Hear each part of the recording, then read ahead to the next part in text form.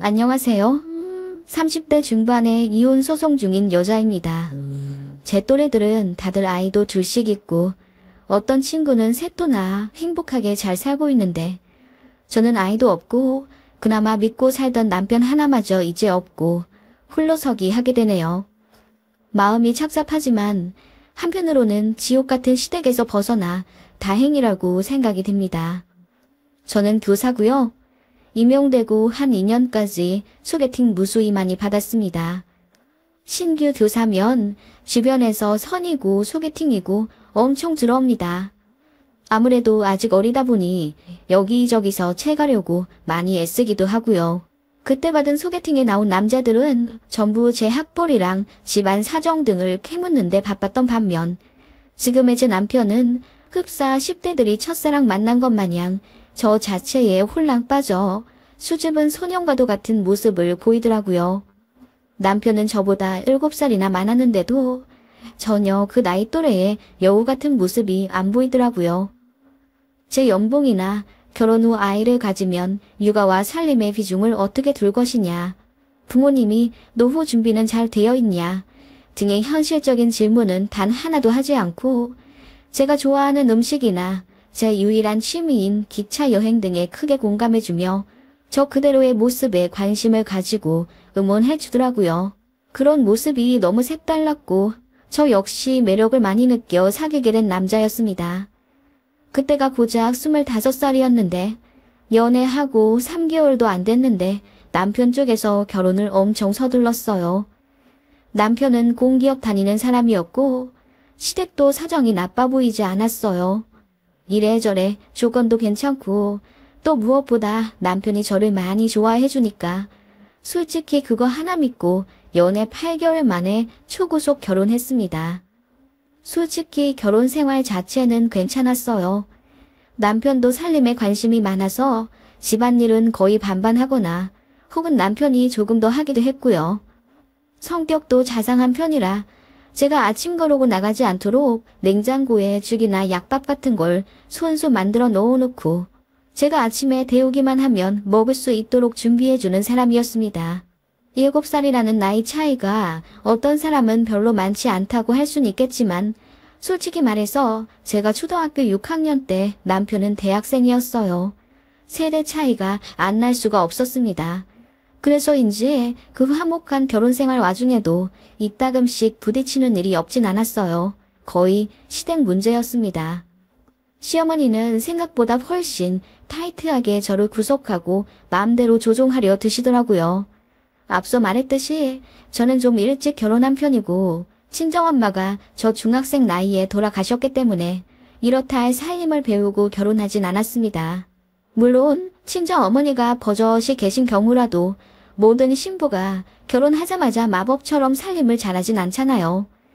게다가 저는 대학생활 내내 장학금 아니면 빠듯하게 다녀야 하는 넉넉치 않은 형편 때문에 정말 정신없이 학교 다니고 임용고시 준비만 했습니다. 그러다가 어떻게 보면 사회인 되자마자 결혼한 케이스고요. 저는 보리차가 그렇게 빨리 식는 줄 몰랐습니다. 어렸을 때 엄마가 끓여주신 보리차가 냉장고에 있으면 그저 먹을 줄만 알았지 어떻게 끓이는지도 또 얼마나 가는지도 전혀 몰랐어요. 한 번은 남편이 보리차 먹고 싶다고 해서 처음으로 끓여봤고 그대로 냉장고에 넣었는데 일주일 정도 그대로 두었던 적이 있어요. 그때 어머님이 저희 집에 와서 그 보리차를 맛보신 후 이거 언제적 건데 아직도 있냐면서 저한테 불같이 화를 내셨던 적이 있습니다. 그 이후로 어머님은 저보고 살림 못하는 헛똑똑이라며 대놓고 구박하시기 시작했어요. 신혼 때 남편이 장염에 걸려서 고생했던 적이 있습니다. 그런데 시어머니가 그 사실 알자마자 저에게 호통치면서 대체 우리 아들한테 또 뭘 먹였길래 다 큰 성인이 장염에 걸리니? 라고 하시더라고요. 어이가 없어서 아니 제가 해먹이다뇨. 저희 요즘 둘 다 바빠서 저녁도 같이 못 먹는데요. 그리고 같이 해먹었으면 저도 탈 났겠죠. 남편 혼자 밖에서 먹은 게 탈이 난 거 아닐까요? 라고 했더니 어머님이 저번에 보리차도 그렇고 저더러 역시 엄마 없이 커서 그런지 시어머니 대할 줄도 모른다고 하더라고요. 그리고 자상했던 남편마저 저한테 그래도 우리 엄마한테 너무 하는 거 아니야? 어른한테 너무 말대꾸해서 당신한테 좋을 거 없어. 라고 하더군요. 저랑 단둘이 있을 때는 누구보다 제 편이 되어주는 든든한 남자인데 어머님이랑 셋이서 있거나 혹은 어머님이 낀 일에서는 남편은 철저히 아들 입장이 되더라고요. 남편은 저한테 결혼 생활이 그런 거다. 며느리는 원래 시어머니한테 잡혀 살아야 한다. 그렇게 해야 가정에 평화가 온다. 제가 너무 어려서 뭘 모른다. 등의 말로 저에게 죄책감을 심어주었어요. 저는 너무 억울했지만 시댁 식구들 모두가 저더러 너무 어려서 모른다고 철없는 며느리 취급을 하니 진짜 결혼 생활을 하면 할수록 전부 다 제 탓이 되는 듯한 분위기였습니다. 친정아버지한테 저는 원래 시시콜콜한 얘기를 잘 하지도 않는 사이일 뿐더러 결혼 생활의 고충 같은 건 더더욱 말하고 싶지 않은 예민한 부분이어서 아빠한테는 그냥 잘 산다고만 했어요. 게다가 혼자 사시는 홀아버지시니 더 걱정시켜드리기 싫기도 했고요. 아마 결혼 초반 때 시어머니한테 이런 대우 받았던 걸 친정에 미리 오픈했더라면 아빠가 진작 이혼시키셨을지도 모른다는 생각이 이제야 드네요. 저는 참 미련한 사람이었습니다. 그런데 저는 정말 시댁이라는 건 다 그런 줄 알았고 또 이혼 생각이 조금 들더라도 차마 실행하기 어려웠습니다. 교사 사회가 좁기도 했고 저 첫 발령난 근무지에서는 선생님이 이혼이라도 했다가는 다들 수근수근거리고 장난 아니었거든요. 오바 조금 더해서 학교를 넘어서 그 지역 전체가 알게 되는 것 같은 느낌? 아무튼 시댁만 아니면 남편이랑은 그럭저럭 행복했기에 어쩔 수 없이 저도 그런 결혼 생활에 익숙해져 갔던 것 같아요. 그렇게 자연스럽게 저도 다른 사람들처럼 제 2세를 기대하게 됐죠. 남편과 하나를 낳네, 둘을 낳네, 혹은 딸이었으면 좋겠네, 아들이었으면 좋겠네 라는 시시콜콜한 농담을 하며 그렇게 결혼 초반부터 아예 피임을 안 하고 임신을 시도했습니다. 제 가정사가 좀 외롭기도 해서 저는 다복한 가정에 대한 환상이 있었고 주변에 아이 낳은 사람들을 보면 정말 행복해 보였어요. 제가 아이를 워낙 예뻐하기도 하고요. 그래서 교대에 온 이유도 있습니다. 아무튼 그렇게 저는 결혼하자마자 엽산 먹어가며 언제 올지 모를 제 천사를 기다리고 있었습니다. 그런데 결혼 1년이 지나고 2년이 지나도록 깜깜무소식이었어요. 저희 부부는 임신 테스트기 사는 비용만 한 달에 5만 원을 쓸 정도로 아이를 애타게 기다렸습니다. 그런데 진짜 잘 안 생기더라고요. 제 주변 보면 초사는 유산되기도 하고 그렇던데 저는 아예 착상조차 안 되는 느낌이었습니다. 너무 이상해서 산부인과도 가봤죠. 제가 원래 생리를 불규칙하게 해서 어떨 때는 3개월도 뛰어넘고 그러거든요. 그래서 제 문제인가 해서 병원에 갔더니 또 거기서는 오히려 정상이라더군요. 난소에 물혹이 조금 있긴 하지만 이 정도는 난임 자궁축에도 안 들고 물혹 더 있는 사람들도 임신 잘만 된다면서 제 문제가 아닌 것 같으니 남편이랑 난임병원이든 대학병원이든 가보라고 하더라고요. 그래서 집에 와서 얘기했죠. 여보, 나는 문제 없대. 혹시 모르니 당신 한번 병원 가볼래? 나? 남자가 병원에 와서 뭐해? 당신 거 따로 채취해서 검사하고 그러는 걸 거야. 뭐, 남세스럽게 무슨, 그냥 좀 더 기다려보자. 그렇게 서두를 필요까지 있겠어? 아니, 우리 결혼한 지 곧 있으면 3년이 다 되어가는데 아직도 안 생기는 거면 좀 이상하니까 그렇지. 만약에 문제가 있으면 빨리 손을 쓰는 것도. 아니, 난 싫어. 일단 조금 더 기다려보자. 나도 아이 누구보다 갖고는 싶어 하지만 그렇게 부끄러운 단계를 거치면서까지는 아니야. 자연스러운 게 좋은 거지. 남편은 그렇게 자신의 몸을 검사하는 것에 큰 거부감을 갖고 있었고 시댁 역시 저더러 한약을 먹어보든지 퇴근하면 운동을 하든지 하라며 제가 더 노력하길 바랐습니다. 게다가 제가 생리를 불규칙하게 하는 것을 어머님이 아시고는 툭하면 네가 그런 것만 먹으니까 생리가 잘 안 나오지. 그런 게 다 찬기운이 있는 음식인데 좀 가려 먹지 그러니. 그러니까 배가 차서 애가 안 들어서는 것 아니야. 라고 하시며 구박하셨어요. 저는 병원도 가보고 다 해봤다. 문제 없다. 라고 억울함에 해명했지만 어머님은 들은 채도 안 하시더군요. 아버님 역시 헛기침을 하며 언제 아이 생기냐고 뜬구름 잡는 소리만 하셨을 뿐이죠. 그렇게 결혼 5년 정도 되었을까?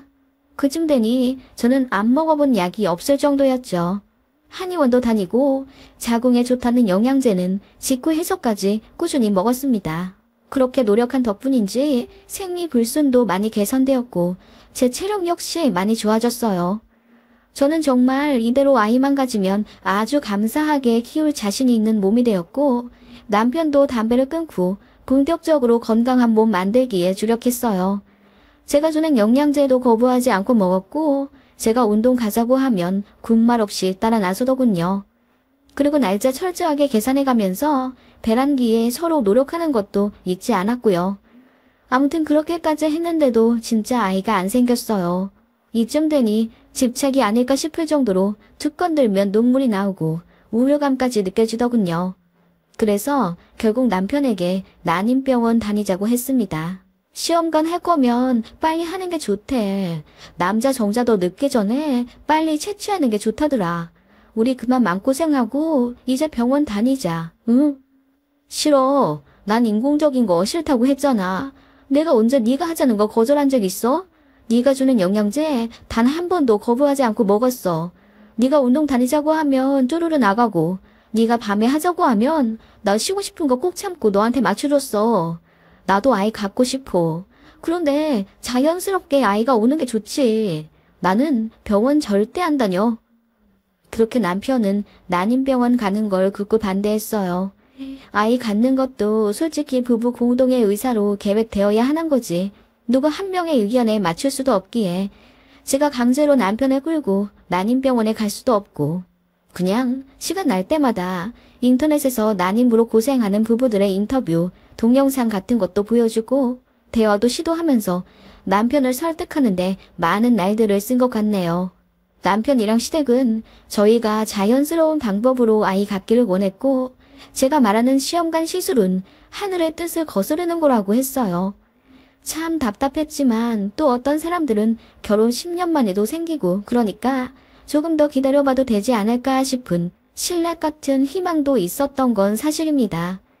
주변에서 아이를 갖고 또 둘째, 셋째까지 낳는 걸 보면서 너무 부럽기도 했고 저렇게 쉬운 게 왜 나는 안 되나 싶은 생각에 자괴감이 많이 들었던 것 같아요. 그래서 남모르게 많이 울었어요. 남편은 제가 속상해하는 거 알면서도 그냥 영화 보러 가자, 드라이브 가자 이런 말로 기분만 풀어주려 했지 제 근본적인 고민이 무엇인지 잘 알면서 선뜻 병원에 가주지 않았습니다. 어느 날은 제가 술을 잔뜩 먹고 들어와 속상한 마음에 펑펑 울면서 왜 같이 노력해주지 않느냐고 소리를 지르며 따진 적이 있어요. 그때도 남편은 고개만 숙인 채 묵묵부답. 아무 말이 없더라고요. 그런 남편한테도 지쳐갔고 무엇보다 제일 힘든 건 시댁이었습니다. 보약을 몇백만 원어치 먹더니 하등 소용이 없구나. 돈을 땅바닥에 버려도 유분수지. 어찌 그렇게 멍청한 짓을 하니? 그럴 바에 네 남편한테 좋은 걸 더 먹이지 그러니. 라고 하시며 제가 남편에게 더 잘하기를 바라시거나 남들은 다들 손주가 있는데 나만 없더라. 이제 동창회도 안 나가려고 창피하고 서러워서 원. 며느리가 이렇게 임신이 안 되는 몸인 줄 알았으면 결혼을 좀 늦춰볼 걸 그랬다. 아님 시부모한테 더 잘하기라도 하든가. 우리 마음은 누가 보듬어주니? 라고 하시며 하자 있는 며느리 주제면 시부모한테 더 충성해야 한다는 뉘앙스로 저를 숨막히게 하셨어요. 너무도 당연히 저는 시댁에서 서열 최하위가 되어갔고 어머님 말씀에 꼼짝도 못하는 입장이 되었습니다. 그러고 싶진 않았는데 그렇게 흘러가는 분위기에 저도 어쩔 수가 없었던 것 같아요. 그렇게 시어머니가 시키는 잔심부름들 처리하느라 힘들어도 뭐라 딱히 거절하기가 어려웠던 것도 사실입니다. 이 상황은 겪어본 사람만이 알 수 있을 거예요. 제가 아무리 병원에서 전 아무 이상이 없다고 수십 번 얘기해도 어쨌든 임신이 안 되는 건 여자 탓일 거라는 많은 사람들의 선입견이 있어요. 그렇게 시어머니는 저를 굴복시켰고 저는 어머님 말씀에 크게 거역하지 못하는 신세가 되었습니다. 그쯤 되니 오이가 생기더라고요. 만약 내가 아이를 갖게 되면 어머님 앞에서 큰 소리 뻥뻥 치며 살 수 있지 않을까 하는 어리석은 생각이요. 어머님은 그뿐만이 아니라 너 임신 안 되는 거 그거 유전 아니니? 돌아가신 친정엄마가 임신이 잘 안 되시는 몸은 아니었을까? 라는 막말도 하더라고요. 어머님, 임신이 안 되는 몸인데 저랑 제 동생이 어떻게 태어났을까요? 유전이라뇨. 그런 건 없댔어요. 그리고 무슨 그런 말씀을 하세요? 너랑 네 동생이 엄마 자식인 건 확실하고 이상하잖아. 네? 그럴 리가 없잖아요. 말씀이 너무하세요. 어머님, 진짜 확실하지도 않으면서 이렇게까지 어떻게든 제 탓하시려는 거 너무 속상하고 서운해요. 아니, 나도 답답하니까 그런 소리를 하는 거지. 아니면 네가 너무 우리 아들을 못 살게 쪼아대서 스트레스 받아서 안 생기는 건 아닐까? 둘이 집안일도 반반씩 한다던데 솔직히 그게 말이나 되니? 네가 좀 더 하고 그래봐라. 어머님, 정말 너무하세요. 시어머니는 그렇게 임신이 안 되는 게 100% 제 탓이라고 어떻게든 몰아붙이며 크고 작은 상처를 주셨습니다. 그래서 아예 시댁 가면 아이의 아자도 이야기 꺼내지 않게 되었고 어머님은 제가 먼저 얘기 꺼내지 않으면 굳이 이야기하지 않으시더라고요. 그런 점이 이상하게 느껴지기 시작했어요. 분명 결혼 3년 정도까지는 어머님도 손자를 엄청 갖고 싶어 하셨단 말이에요. 그런데 어느 순간부터 손주 타령이 없어지더니 제가 임신하고 싶다는 이야기 꺼내면 더 예민하게 반응하면서 저에게 상처를 준다는 느낌이 들었습니다. 제가 이야기를 꺼내지 못하게 말이에요. 아무튼 그렇게 결혼 생활은 흘러 어느덧 9주년이 되어가고 있었습니다. 결혼을 워낙 일찍 해서인지 10년 차가 다 되어가도 저는 아직도 30대 초중반에 머물러 있고 남편은 어느새 40을 찍었어요. 저는 여전히 아이에 대한 미련을 버리지 못했는데 시댁이랑 남편은 어느 순간부터 불 꺼진 숯처럼 잠잠하더라고요. 남편은 말로는 여전히 아이를 기다린다고는 하지만 딱히 어떤 노력을 하지도 않았습니다. 그쯤 되니 저도 현실적인 생각이 들더군요. 저는 아이를 원하는 사람이 맞았습니다. 여자로 태어나서 아이 한 명쯤은 꼭 낳아서 제 자식과 함께 그둥부둥 인생을 살고 싶은 열망이 있었고 이 가치관이 남편과 다르다면 이쯤에서 어떤 결단을 내려야 한다는 생각이 들었어요. 주변에서도 그러더라고요. 남편이 너무 노력 안 하는 거 아니야? 난임병원 가는 게 창피한가? 요즘 그런 걸 누가 신경을 써? 자기네 시댁도 굉장히 보수적이던데 남편도 같은 가치관인가 보다. 서로 맞아야 결혼 생활을 하지. 그래, 넌 아이 갖고 싶다며. 그러면 더 늦기 전에 다른 남자 만나서 재혼을 하든지 해. 넌 아직 안 늦었어. 다들 그렇게 이야기하니 저도 흔들릴 수밖에 없었어요. 그리고 시댁 스트레스 때문에 저도 이혼 생각이 아예 없진 않았고요. 난임병원에 가주지 않는 남편도 너무 원망스러웠습니다. 그래서 남편에게 다시 이야기를 했죠. 남편이 그러더라고요. 요 몇 개월 잠잠하길래 아이 포기한 줄 알았더니 아직도 갖고 싶은 거야? 여보, 우리 곧 있으면 10년이야. 그런데 아직도 아이가 안 오는 걸 보면 하늘의 뜻일지도 몰라. 나는 마음 정리했어. 남편은 그렇게 저 몰래 혼자 아이를 포기했다고 하더라고요. 제가 너무 놀라서 왜 그런 걸 혼자 정하냐고 했더니 시댁에서도 그냥 포기하고 부부 둘이 행복하게 사는 걸 원한다고 하더라고요. 어이가 없었습니다. 저는 쉽게 포기할 수 없다고 했어요. 아이 무조건 갖고 싶다고 했습니다. 시도는 해보고 포기해야 하는 게 맞잖아요. 그리고 제 뜻을 존중해주지 않는 남편이라면 더 같이 살 이유도 없고 임신 안 되는 몸이라며 무시하는 시댁이랑도 정리하고 싶다고 했어요. 그랬더니 남편이 소스라치게 놀라며 그럼 자기랑 이혼할 거냐고 하더라고요. 당신이 점점 미워져. 난 아이를 낳고 싶고 당신과 같이 키우고 싶어. 자기도 분명히 원했잖아. 시험관 시술이 하늘의 뜻이 아니라는 건 당신과 시댁의 생각뿐이고 많은 사람들이 왜 시험관을 하겠어. 할 수 있는 방법이면 시도나 해보고 포기하고 싶다고. 그 정도의 노력도 안 해주는 남편이라면 나도 더 같이 살 이유도 없고. 그 말에 남편은 자기보다 아이가 더 중요하냐며 눈물을 펑펑 쏟더군요. 저는 그러거나 말거나 양자택일 하라고 했습니다. 난임병원 다닐 건지 이혼할 건지. 남편은 꽤 오랫동안 고민하더니 어찌되었건 이혼은 절대 안 된다고 하더라고요. 그러면 병원에 가는 거냐고 물었더니 괴로운 듯 머리를 감싸주더니 선뜻 입을 못 열더라고요.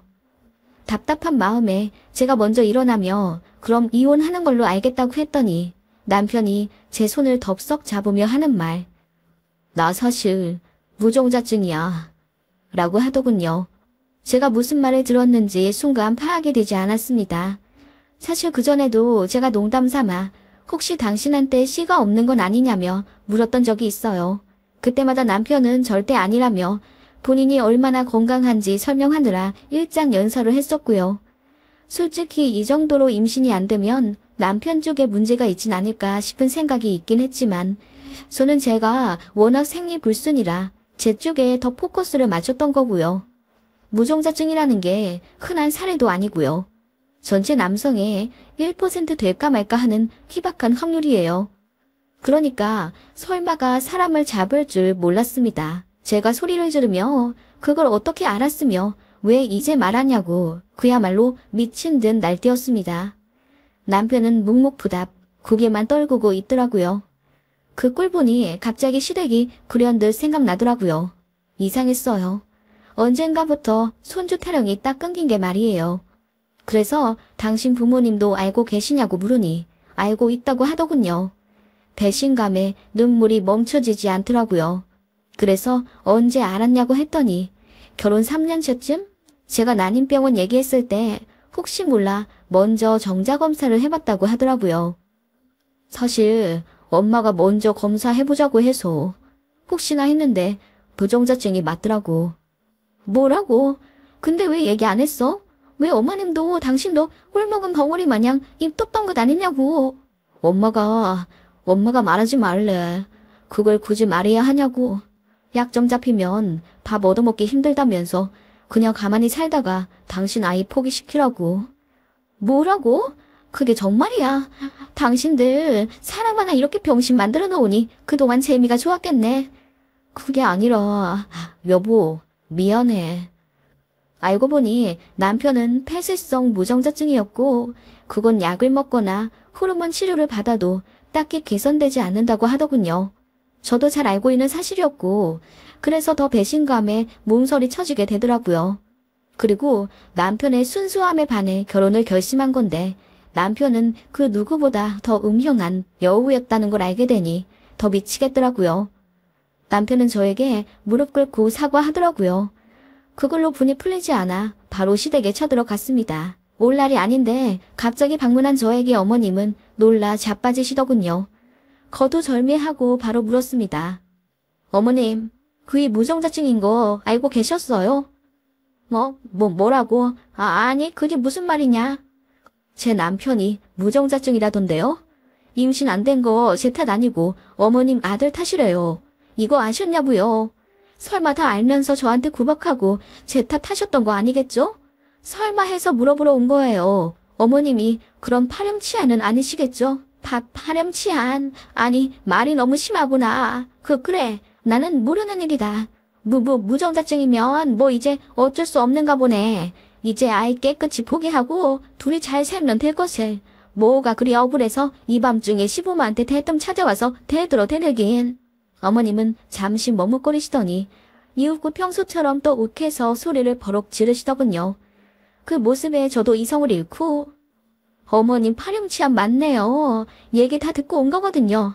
어머님이 그이 정자검사 시키셨다면서요? 6년 전에. 제 말에 어머님 얼굴이 파래해져서는 우물쭈물 하다가 기억이 안 난다고 하시더군요.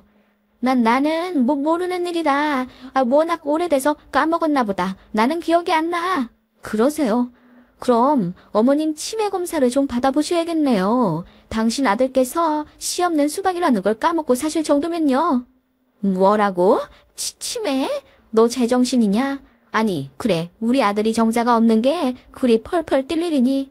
네 남편한테 그런 사정이 있으면 부인으로서 감싸주고 보듬어주고 위로해줘도 모자랄 판에 지금 네 아들 탓이니 부모가 책임져라 시위하러 왔어. 어머님은 안 그러셨어요. 임신 안 되는 하자 있는 몸이면 주제를 알고 네 남편한테 더 잘해라. 시부모한테 잘해라. 몇 년을 못 살게 구시더니 다 까발려지니까 이제 와 뭐라고요? 위로해줘도 모자란다고요. 어머님은 그럼 제 탓이라고 하면서 저 위로해주셨어요. 약점 잡은 듯 더 괴롭혔잖아요. 제가 소리를 지르며 시모에게 대들었고 그 바람에 시부까지 헐레벌떡 끼어들어 그만하라고 말리더군요. 구정자증인 거 그때 알았으면 저한테 미안하다고 사과하면서 어떻게든 같이 노력해보자 하셨으면 되잖아요.